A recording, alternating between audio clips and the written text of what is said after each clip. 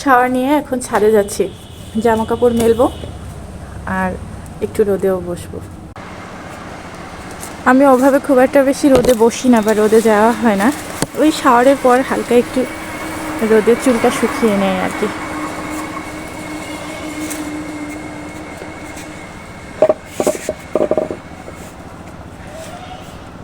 আমার নানু সব সময় বলে ভেজা চুলে থাকতে হয় না, ভেজা চুলে থাকলে তো অনেক অসুখও হয়, আবার এদিকে ঠান্ডাও লেগে যায়। সব কিছু মিলিয়ে রোদে বসার জন্য প্রতিদিন নানু ফোন দিলেই বলে একটু করে রোদে বসতে, তো রোদে ওইভাবে তো বসা হয় না। এই গোসলের পর আমি একটুখানি রোদে বসে চুলটা শুকিয়ে নেই, তা আবার ছাদ বাগানে এরকম সুন্দর একটা পরিবেশে বেশ ভালো লাগে। যখন শীতের প্রথম দিকে ছিল, আমার ছাদ বাগানে একটা শিউলি ফুলের গাছ আছে। গাছটিতে শীতের প্রথমেই আসলে ফুল ফুটে। যখন এই যে শীতের মাঝামাঝি চলে আসে বা শেষের দিকে, তখন আর ফুল তেমন একটা ফুটে না, অল্প খুব কমে যায়। কিন্তু শীতের একদম আগ মুহূর্ত থেকে শীতের মধ্যে পর্যন্ত ফুল ফুটতে থাকে। প্রতিদিন সকালে ফুল পড়ে। তো আমার এই শীতের প্রথমের দিকে এটি একটি প্রতিদিনের কাজ থাকে, সকালবেলা ঘুম থেকে উঠে শিউলি ফুল কুড়ানো। আমার ভীষণ পছন্দের একটা কাজ, সকালে ঘুম থেকে উঠে শিউলি ফুলগুলো কুড়িয়ে নেওয়া। আমি তো এর জন্য একটা বাস্কেটও কিনেছিলাম, ফুল উঠানোর বাস্কেট। আমার ছাদে আরও অনেক ফুল গাছ আছে, তবে সব ফুল গাছের ফুল তো ওইভাবে মানে শিউলি ফুল যেরকম রাতে হয় প্রতিদিন সকালে একসঙ্গে সবগুলো ঝরে পড়ে, ওরকমভাবে তো আর ঝরে না, দুটো একটা ফুল এভাবে ঝরে। তো ওগুলো তো আর তোলার জন্য বাস্কেটের প্রয়োজন হয় না, কিন্তু শিউলি ফুল যেহেতু অনেকগুলো একসঙ্গে ঝরে, ওর জন্য কিন্তু বাস্কেট লাগে। আর তাই শিউলি ফুলের জন্য আমি একটা বাস্কেটই কিনেছিলাম আলাদা করে, যেতে আমি শিউলি ফুল উঠাবো। লাল ঝুড়ি, তার মধ্যে যদি সাদা শিউলি ফুল রাখি ভীষণ মিষ্টি দেখতে লাগে।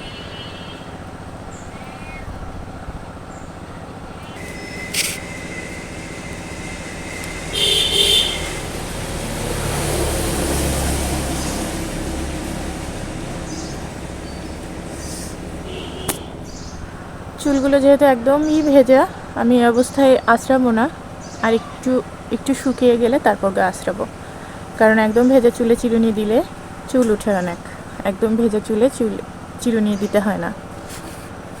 এটি একটি টেকনিক। যদিও আমার মাথায় অনেক চুল নেই, অল্প চুল। আমার আগে অনেক ভালো চুল ছিল, আমার চুল রিবন্ডিং করার পরে অনেকটাই নষ্ট হয়ে গিয়েছে। আমি সাধারণত বাইরে গেলে তখন ভেজা চুলে আশ্রয় চিরুনি দেই, কিন্তু এরকম বাসায় যদি থাকি, এরকম শুকানোর একটু ব্যবস্থা থাকে। যেমন আজকে শীতের দিন, তো এভাবে রোদে হালকা একটু চুলটা শুকিয়ে নিলে, পুরোপুরি শুকাবো না, হালকা একটু শুকিয়ে নেব। তো এভাবে শুকিয়ে নিলে তারপরে যদি আমি চিরুনি দিয়ে চুলটা আশ্রয়, তাহলে কিন্তু চুল ওঠে একটু কম। যদিও আমার অনেক চুল নেই, তাও যেটুকু আছে সেটুকুকে তো ধরে রাখতে হবে না।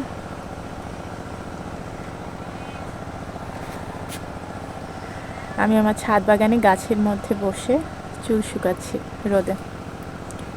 গাছের এই পাশটাতেই রোদ আসে এখন এই সময়টা। শীতের সময় রোদ তো খুব একটা বেশি থাকে না এক জায়গায়, মানে সব সময় রোদ হয়ে যায় ছটফটা, তখন একবার এক জায়গায় থাকে না, একবার এ পাশে তো একবার ও পাশে। তো এই পাশটাতে মানে এই সময়টা আর কি, দুপুরের পরের সময়টা, এই সময়টা এখানে রোদ থাকে। তো এখানে বসে চুলটা হালকা করে শুকিয়ে নেয়। আমার ছাদ বাগানে কিন্তু মুরগিও আছে, অনেকগুলো মুরগি। তোমাদের সাথে একদিন শেয়ার করব। সেই মুরগি তো না, মোরগ ডাকছে।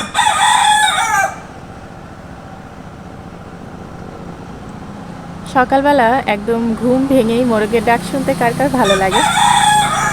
আমার কিন্তু ভীষণ ভালো লাগে। আমার বাসার মোরগগুলো আবার রাতেও ডাকে, মাঝে মাঝে অনেক রাতে, 3টা 4টা। আমও বলে মনে হয় ভোর হয়ে গিয়েছে, তো না, তা নয়। যখন ফোন দেখি বা টাইম দেখি, দেখি না এখনও তো রাত 3টা বাজে, কিন্তু মোরগগুলো এভাবে ডাকতেই থাকে। তবে ভোরের দিকে একটু বেশি পরিমাণে ডাকে। আমার কিন্তু এটা খুব ভালো লাগে, আমার ভোরবেলা ঘুম ভাঙে মোরগের ডাক শুনে। তারপরেও অনেক সময় যে অলসতা করে একটু আবার ঘুমাই, সকাল সকাল তো উঠে পড়া হয় না, আর এখন যেহেতু শীতের দিন একটু ঘুমাই।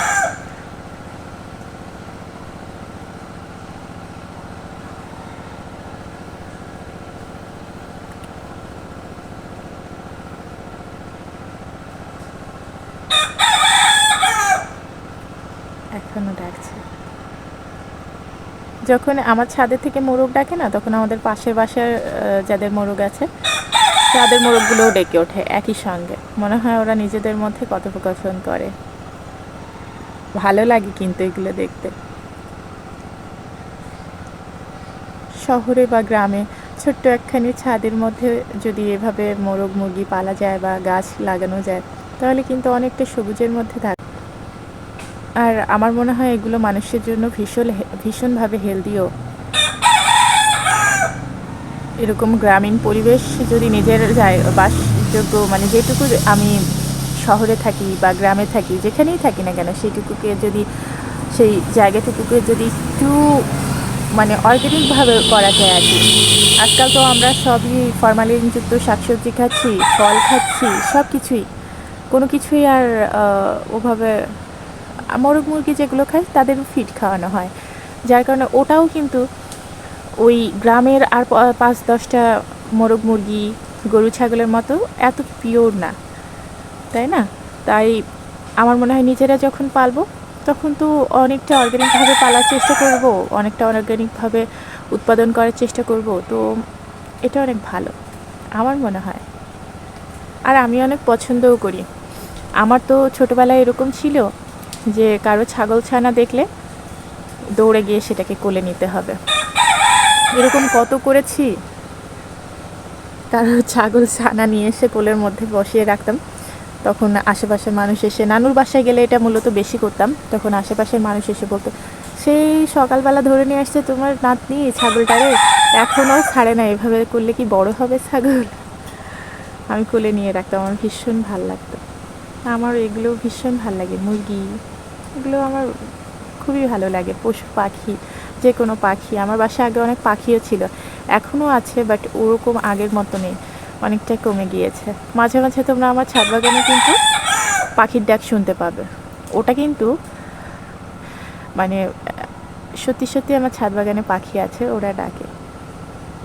আর তাছাড়া আমার বাসাটা যেখানে, সেখানে অনেক পাখি, আমার ছাদে তো টিয়া পাখিও আসে। টিয়া পাখি এসে ওই যে আমার ছাদে চেরি ফলগুলো হয়েছিল, ওগুলো টিয়া পাখিতে এসে খেয়ে যায়। তো এরকম অনেক ফল পাখিতে এসে খায়, যার কারণে পাখি আসে। কিন্তু এইখানটায় দেখাতে পারছি কি না, আচ্ছা আমি পেছন ক্যামেরায় দেখাই, সুন্দর একটা ফড়িং উড়ে এসে বসলো। এই যে একটা পরিবেশ, এটা কিন্তু অন্য কোথাও। ফড়িংটা দেখো কি সুন্দর এসে নিশ্চিন্তে এখানে বসে আছে। মাঝে মাঝে কি হয়, রাতে যখন ছাদে আসি, আমি রাতে প্রায় ছাদ বাগানে ছাদে চলে আসি ছাদ বাগানটা দেখতে আর কি। অনেক সময় পানি দেওয়া হয় না দিনে, রাতে এসে দেই। তো যে কোনো কারণেই হোক না কেন, ছাদ বাগানে আমার রাতে মাঝে মাঝেই আসা হয়, বলতে গেলে প্রতিদিনই প্রায় আসা হয়। তো তখন এরকম গাছগুলোতে দেখি ফড়িং বসে থাকে, দেখতে কিন্তু আমার ভীষণ ভাল লাগে। আমি আবার মাঝে মাঝে একটু ধরতে যাই, আম্মু আবার নিষেধ করে, বলে যে না, নিষেধ খুবই করে, বলে যে এভাবে ধরতে হবে না, কারণ ওরা একটু নিশ্চিন্তে রাতটা ঘুমাচ্ছে আর কি, ঘুমন্ত অবস্থায় কাউকে বিরক্ত করতে নেই। তো আর কি সেই জন্য বসে বসে দেখি, ভালো লাগে কিন্তু ফড়িংগুলো এভাবে গাছের উপর বসে থাকে। আমি আবার একটু ফ্ল্যাশ লাইট জ্বালিয়ে ওদের কাছে যখন যায় না, ওরা একটু মনে হয় বিরক্ত হয়, আম্মু আবার রাগ করে, বকা দেয়, বলে ওদের এভাবে বিরক্ত না করতে, কিন্তু দেখতে ভালো লাগে। এই ফড়িংটা কিন্তু এভাবে হয়তো নাও আসতে পারতো, যদি আমার ছাদে এরকম গাছপালা ফুল ফল না থাকতো, তাহলে কিন্তু ওরা কোথায় আসতো, কোথায় এসে বসতো, বা ওরা এই যে ফুল ফলের মধু খেতে আসে, এটা তো আর তখন আসতো না যেমনটা এখন আসছে। তো এই পরিবেশটা আসলে নিজেদেরই আমাদের তৈরি করে নিতে হবে। আমরা শহরে থাকি বা গ্রামে, আজকাল গ্রামেও এরকমভাবে তো হয় না, এত কাছে থেকে গাছপালা আসলে খুব কমই থাকে, বেশিরভাগ বাড়ি ফ্ল্যাট বাড়ি। তো যদি আমরা এরকমভাবে একটু ছাদ বাগান করে নেই, তাহলে কিন্তু ছাদে আমি অনেকটা গ্রামের ছোঁয়া পেতে পারি, তাই না? মাঝে মাঝে আমরা ছাদ বাগানে মাটি চুলা নিয়ে এসে রান্না করি, পিঠা বানাই, বেশ ভালো লাগে। তোমাদের সাথে সামনে অনেক এইসব ভিডিও শেয়ার করব দেখি। যেহেতু আমার চ্যানেলটি নতুন, আগে তো এই ধরনের কোনো ভিডিও শেয়ার করিনি, তো এখন ভাবছি তোমাদের সাথে শেয়ার করব। তোমরা আছো, দেখতে পাবে। তোমরা প্লিজ আমার চ্যানেলটিকে সাবস্ক্রাইব করে বা যদি ফেসবুক পেজ থেকে দেখে থাকো তাহলে আমার পেজটিকে ফলো করো, করে আমার সাথে থেকো, কারণ তোমাদের সাপোর্ট আমার ভীষণ প্রয়োজন। তোমরা যদি আমাকে সাপোর্ট করো তবেই আমি সামনে এগোতে পারবো এই মানে আর কি ফেসবুক হোক বা ইউটিউব জার্নিটায়। আর তোমরা যদি আমার সাথে না থাকো, আমাকে সাথ না দাও, তাহলে কিন্তু আমি কিছুই করতে পারবো না। হয়তো এক সময় এই ধরনের ভিডিও করতে করতে যখন দেখবো কেউ দেখে না বা আমার ভিডিও কেউ পছন্দ করছে না, তখন তো আসলে ভিডিও করাই হবে না, বা ওই ইচ্ছা শক্তিটাও থাকবে না, তখন ইচ্ছাটা হারিয়ে যাবে আর আমার ভিডিও করাটা আস্তে আস্তে বাদ হয়ে যাবে, হয়তো করাই হবে না। কিন্তু তোমরা যদি আমার সঙ্গে থাকো, আমাকে সাপোর্ট করো, তাহলে কিন্তু দেখবে আমি নতুন নতুন ভিডিও তৈরি করতে আগ্রহ, ভেতর থেকে একটা উৎসাহ পাবো যে না, আমার ভিডিও তো অনেকে দেখে, তারা তো আজকে বসে থাকবে আমার ভিডিও দেখার জন্য, তারা তো আজকে আমার ভিডিওটা দেখতে চাইবে, কিন্তু কিভাবে দেখবে? তো এই যে একটা দায়বদ্ধতা, দায়িত্ববোধ তখন কিন্তু আমার এসে যাবে, যখন তোমরা আমার ভিডিওটা প্রতিদিন দেখবে, আমাকে সাপোর্ট করবে, কমেন্টস করবে ভালো ভালো অনেক। তখন আমারও মনে হবে যে এই ভিউয়ার্সগুলো আছে যারা কিনা আমাকে প্রতিদিন দেখে এবং তারা আমার ভিডিও মানে দেখতে চায় বা আমার ভিডিওর জন্য আশা করে যে না, আমি ভিডিও ছেড়েছি কিনা এটা খোঁজ নেয়। তো তখন আমার কিন্তু মানে বাধ্যবাধকতা চলে আসবে যে না, আমাকে এই ভিডিও দিতেই হবে, আমাকে ভিডিও বানাতেই হবে, যত কষ্টই হোক, যত যাই হোক, ভিডিও তো আমাকে বানাতেই হবে, কারণ আমার ভিউয়ার্সরা অপেক্ষায় থাকবে। সেদিনটা অবশ্য এখনও আমি দেখিনি, তবে যেদিন দেখবো সেদিন আমি ভীষণ খুশি হব মন থেকে। আমার আশা, ভীষণ আশা, আমার ভীষণ আশা যে না, তোমরা আমার ভিডিও একদিন দেখবে, পছন্দ করবে এবং আমাকে উৎসাহ দেবে যেন আমি আরও অনেক দূরে এগিয়ে যাই।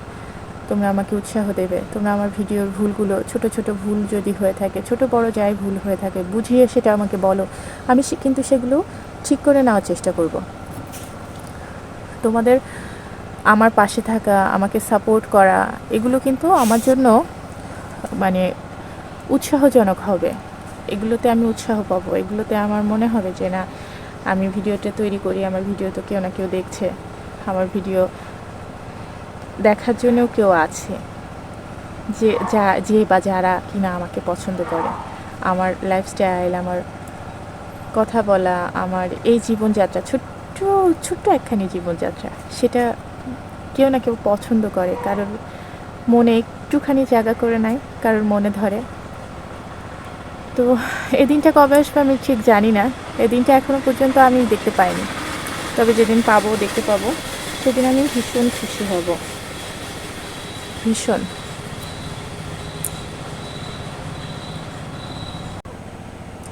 দেখো, বিকালবেলা ছাদে এসে কিন্তু আরও একটি সুন্দর জিনিসের উপর চোখ পড়লো। আমি দুপুরে যখন এসেছিলাম তখনও কিন্তু আমার এই সুন্দরীদের দিকে চোখ পড়েনি। সেদিন দেখিয়েছিলাম তোমাদের আধো আধো ফোটা ছিল এই ফুলগুলো, এখন দেখো কি সুন্দরভাবে প্রায় পুরোপুরি ফুটে গিয়েছে, কত সুন্দর লাগছে না দেখতে। আর এই যে এক থোকা, যদি এরকম বড় একটি মেসি বান করে সেই বানের মধ্যে এরকম এক থোকার ফুল গুজে দেওয়া যায়, তাহলে তো কথাই নেই। ফুলের ভারে আমার ডাল নিয়ে পড়েছে, মাশাল্লাহ মাশাল্লাহ মাশাল্লাহ, নজর না লাগুক আমার ফুলে। কি সুন্দর না? এগুলো কিন্তু আমার ডাল থেকে করা চারা গাছের ফুল।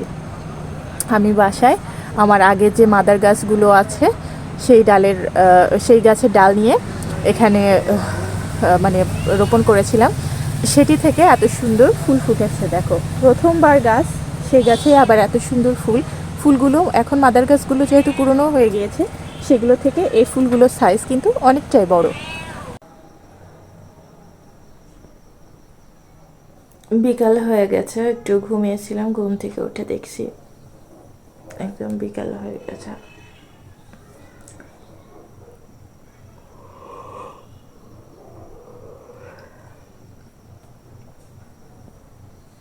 এখন উঠে একটু করে চা খাবো।